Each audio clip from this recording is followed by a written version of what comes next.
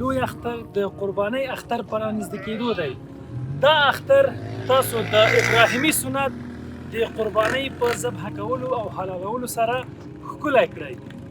تاسو پوهیږئ چې قمر بنسټ هر کال د قربانۍ ډېر لوی پروګرام د افغانستان په ګڼ شمېر ولایتونو کې لري. تاسو هم په دې برخه کې له موږ سره سهم واخلئ. تاسو په کمنټونو کې د بېلابېلو قربانیو لپاره د مالونو قیمتونه په کمنټ کې ښکاري، هلته وګورئ او مرسته وکړئ. دا مهم نه دی چې تاسو د یوې قربانۍ لپاره مرسته وکړئ، څومره چې وس وي تاسو هغومره مرسته او همکاري کولی شئ.